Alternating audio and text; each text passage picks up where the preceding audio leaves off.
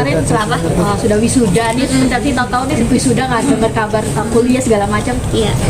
Aku kuliah udah dari 4 tahun yang lalu, dari 2020 yang COVID.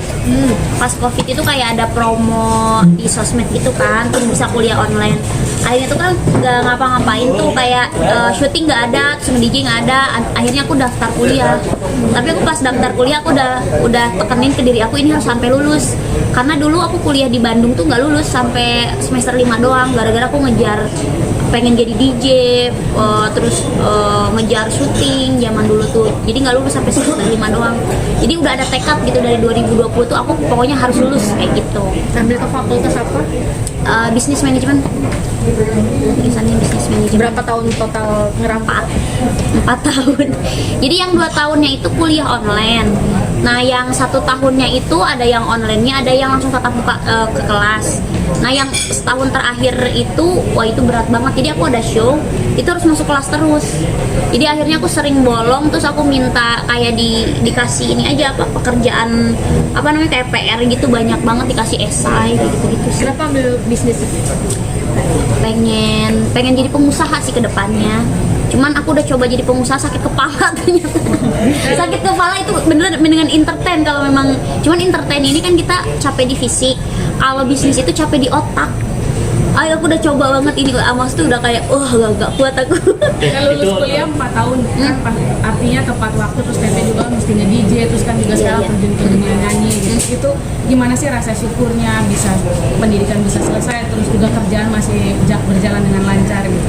Ya aku bersyukur banget, kayak waktu itu kan ada sidang juga kan, sidang skripsi kayak gitu. Itu tuh kayak deg-degan gitu, aku takut nggak lulus, kayak materi yang aku bawa ini bakal lulus atau enggak ya, karena kan pas sidang tuh kan ada beberapa dosen tuh, itu tuh aku udah keringetan, udah kayak takut ngejelasinnya, takut belepotan kan, kayak gitu kan deg-degan. Cuman untungnya aku lulus kayak gitu, karena kan jadi sebelum sidang skripsi itu yang aku pakai itu adalah materi yang bisnis aku jalanin, kayak bisnis club gitu, bisnis cafe yang buat hiburan kayak gitu. Jadi mungkin aku presentasenya tuh kayak udah praktek kayak gitu, jadinya lulus. IP berapa teh kemarin? 3,25.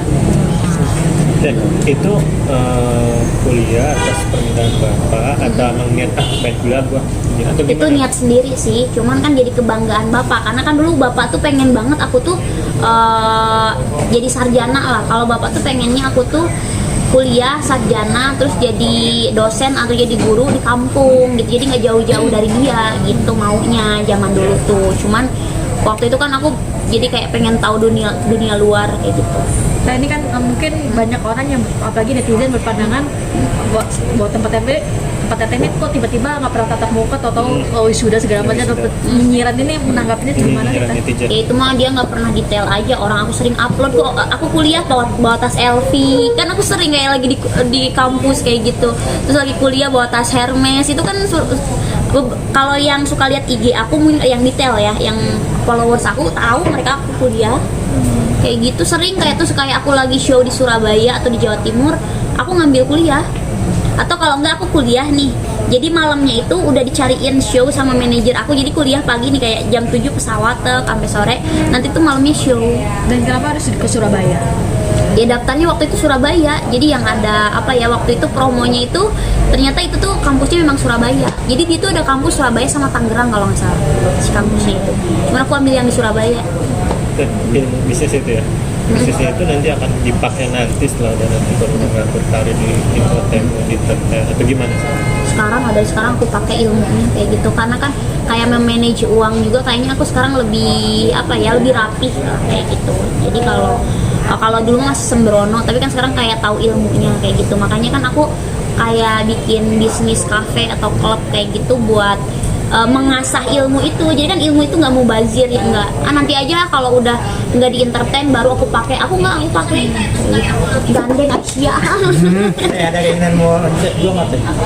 Jadi kemarin tuh pas habis S1 kan aku bawa bapak aku, terus mungkin nggak tahu ya kayak dosen itu kayak seneng aja gitu aku bawa bapak aku, kan gandeng bapak aku. Terus aku dipanggil, terus dibilang Dinar langsung aja lanjut S2 kayak gitu. Jadi kalau nanti ditunda setahun nanti males lagi. insya Allah sih lanjut ya, tapi kita lihat kesibukan juga, tapi sih kayaknya lanjut sih. Kapan mulai? belum pendaftaran sih, cuman tadi aku sih bilangnya iya dulu kan ke dosennya kayak gitu. Mau ambil apa nih mungkin? Bisnis manajemen aja, biar berbisnis aja lah aku nggak akan ini sih ngegantiin Marcel tuh. Dinar Porta Mustafa masa iya enggak. Tapi ada tawaran juga nggak sih Teh? Apa? Mas, ke Politik. dunia Iya. Sebelum aku lulus wisuda kayaknya 2023 2022 tuh udah ada tawaran, cuman aku nggak ambil. Belum beda. Bukan nggak pede lah, aku kan memang nggak kompeten di sana juga, nggak paham juga. Untuk dapil mana Teh saat itu? Partainya sih ada yang ngelamar aku, ada 3 partai. Ada besar? Partai besar. Untuk di Jabar Teh? Kayaknya Jabar sama Jakarta. Cuman aku nggak ambil. Dan waktu itu juga aku belum lulus kuliah, jadi jauh sebelum. Misalkan Didan gara-gara udah wisuda banyak tawaran, enggak, sebelumnya dari 2022, 2023 kan banyak ditawarin selebriti tuh. Ada yang masuk, ada yang enggak, aku milihnya enggak. Nah untuk sekarang sendiri apa Teh Dinar tidak tertarik dengan melihat banyak artis yang masuk ke- Politik buat saat ini tidak tertarik sih, aku pengennya bisnis aja gitu. Nanti kalau teman-teman, kalau politik jadi teman aja gitu. Udah. Apanya? Bisnis. Kalau jadi pembisnis tuh harus tangguh. Kalau kamu cuman kayak misalkan aku nyesel ini uangnya hilang, itu nggak akan pernah belajar. Ya memang resiko bisnis seperti itu. Resiko bisnis dan kita belajar. Nantilah kalau aku sukses nanti aku pressconnya. Kalau aku sih gigih sih, walaupun sebenarnya kayak capek banget kayak dihajar sama pengusaha lain yang mungkin terlihat iri atau nggak tahu sih, kalau menurut aku sih mafia ya, dihajar kanan kiri, aku masih tetap berdiri sih, walaupun aku kayak masih muda. Yang lain itu kaya banget, itu yang ngehajar aku tuh yang mungkin asetnya itu bisa ratusan miliar tapi dia ngehajar ngegencet aku. Itu sih yang aku miris. Itu aku Karena mau bikin sekolah DJ nggak Teh? belum sih kalau sekolah DJ. Banyak sih yang daftar kayak Teh mau ini dong, kayak bahkan ada yang mau bayar sampai 50 juta per sekali ketemu. Akunya nggak mau, belum. Tadinya sih mau klub ini, aku atasnya mau aku bikin school DJ kan tadinya, cuman pas aku pikir-pikir waktunya kayaknya nggak sempat karena kan aku harus datang kan. Mereka nggak mau diajarin sama orang. Nah, belajar memanage uang tadi Teteh bilang sebelumnya amburadul gitu. Apakah itu juga dari pengalaman Teteh sebelumnya saat ini? Aku tuh terlalu berani sih, karena kan memang aku pikir kayak orang tua aku udah cukupi orang tua aku. Terus aku kan memang tidak punya tanggungan yang berlebih. Jadi aku tuh kalau ngeluarin uang tuh kalau kayaknya nih profit gitu kan, aku tuh berani invest, berani membeli kayak gitu. Dan ternyata tantangannya nggak segampang itu. Kalau mau jadi pembisnis yang sukses tuh nggak gampang. Imbas dari pengalaman sama mantan-mantan juga nggak? Kalau mantan ini Ya, gimana ya, maksudnya keuangan jadi nggak teratur gitu. aku banyak membantu laki-laki malah. Nah itu maksudnya. Iya, maksud tuh kayak bahkan misalkan kalau laki-laki itu tidak punya pekerjaan, aku usahakan ada pekerjaan. Kalau laki-lakinya pengusaha, aku usahakan dia bakalin dengan pengusaha lain. Kayak gitu. Karena kan teman-teman aku selama aku tur di Indonesia itu kan tur nge-DJ di dunia malam, udah pasti teman-teman aku kan pengusaha semua. Kayak gitu yang ngundang aku kayak gitu. Jadi kalau aku berhubungan sama pengusaha pasti aku bantu juga, bukan aku yang minta loh. Maksudnya kayak mungkin dipikirnya kayak Dinar nih kayaknya nyari aman, nyari pengusaha pasti mau minta duitnya kayak gitu. Enggak lah, kalau aku minta duitnya dari dia, kita bakal dikekang habis-habisan. Nanti tuh kayak ibarat kata dia merasa di atas kita dan dia mengekang aku, nggak boleh ini, nggak boleh itu. Aku nggak kayak gitu. Aku waktu itu juga daripada aku dikekang, mendingan aku yang invest gitu. Mendingan aku bikin usaha kayak kamu tapi jangan kekang aku, karena kan kita nggak tahu cinta itu nggak selamanya indah, deh. Berarti termasuk Teh Dinar, berarti termasuk yang terakhir Teh Dinar membantu untuk mengenalkan proyek-proyek pengusaha-pengusaha untuk menanam proyek di Teh Dinar. Kalau aku ini rada-rada kecanduan ya, orangnya tuh udah nyungsep nih. Nanti tuh ada proyek baru, aku kayak memperkenalkan ke orang, presentasi lagi, mulai lagi, itu masalah baru aku lagi biasanya.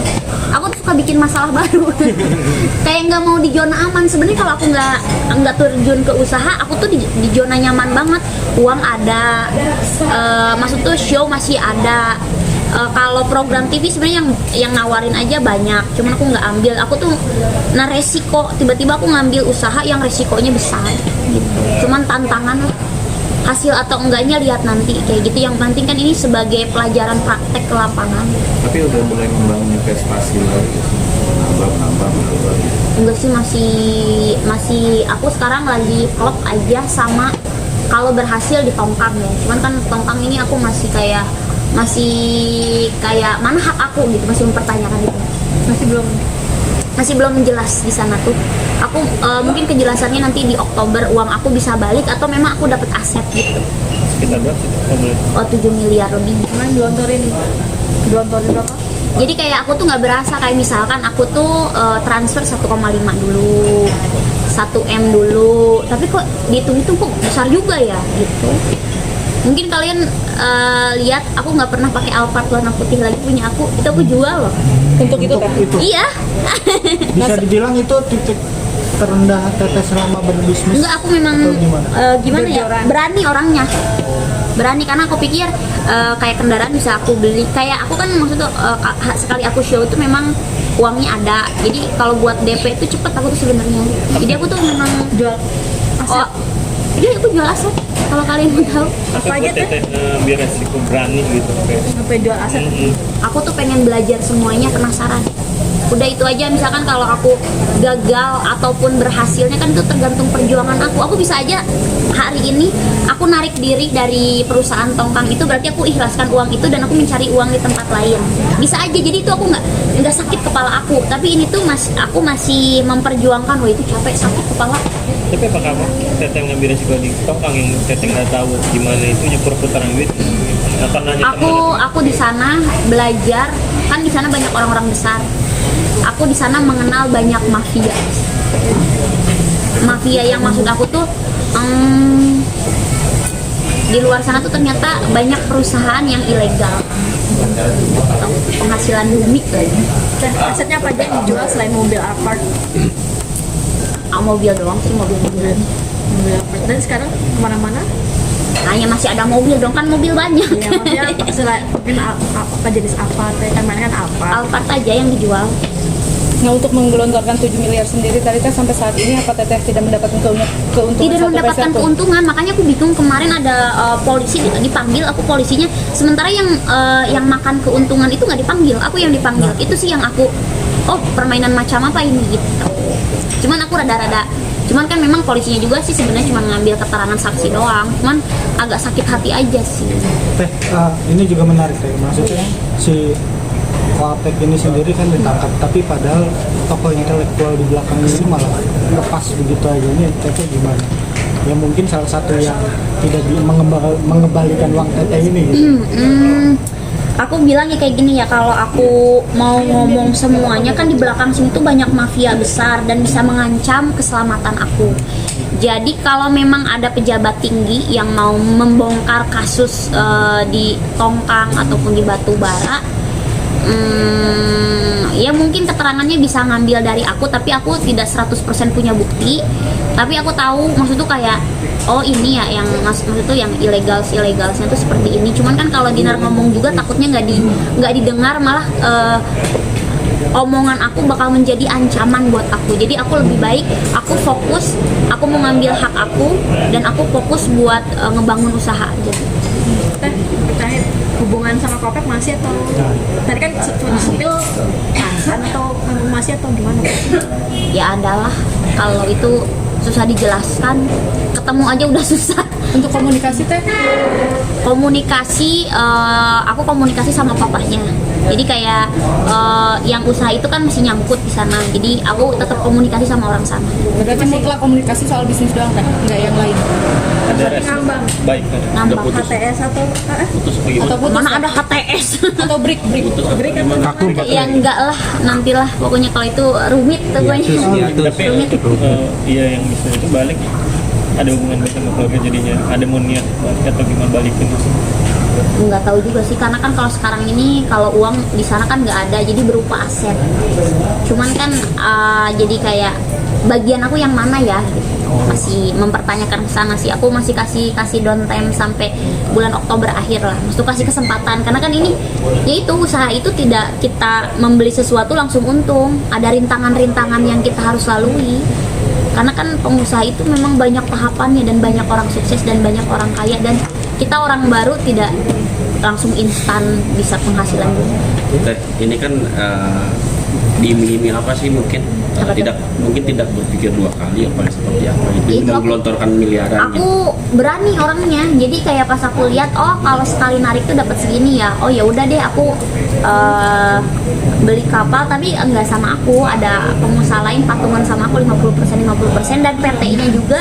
PT-nya aku pisah sendiri, aku nggak mau gabung sama mereka karena kan aku tak, maksudnya aku kan kenal mereka juga belum tahunan ya, baru mungkin September ini baru setahun kenal mereka juga. Jadi aku waktu itu aku bilang aku nggak mau satu PT, aku mau PT aku pisah. Jadi aku PT sendiri dan yaitu membeli kapalnya dari Dan sampai saat ini kan belum bertemu sama KWPK. Memang tidak ingin menemui atau gimana tuh? Aku pernah 2 kali menemui di dalam waktu itu, kemarin yang pas di Polda kan aku nemuin, tapi ya nggak mungkin lah kita nanya-nanya yang kayak gitu. Kalau lagi kayak gitu ya paling kita kasih support kayak ngasih makanan kayak gitu-gitu sih. Terakhir komunikasi mungkin Terakhir komunikasi minggu lalu, enggak lah, udah lama sih nggak komunikasi. kalau nggak salah udah bebas ya apa gimana? Dia sempat keluar kemarin, keluar terus nggak tahu sekarang. Nggak ada komunikasi. Nggak kon- Iya, karena kan memang di lapangan itu lagi chaos banget sih, lagi chaos banget sana tuh. Jadi kalau kan ini tuh kayak dunianya itu memang tidak diketahui publik ya, kayak kapal itu adanya tuh di perairan gitu loh. Jadi apapun yang terjadi di sana tuh kita itu nggak bisa monitor 100%. Kalau kita di jalan mobil kan kita bisa ada polisi lalu lintas, di sana juga ada Polairut ya, cuman kan luas di perairan itu gitu. Jadi monitornya itu menurut aku sih memang di sana rada-rada ada yang nggak kita ketahui juga. Tapi udah tahu, udah bebas. Tahu. Tahu. Saat kemarin bebas sempat ngubungin Teteh atau gimana, pengen ketemu atau gimana? Oh sempat, cuma aku lebih ke, oi kita hitungan yuk kayak gitu.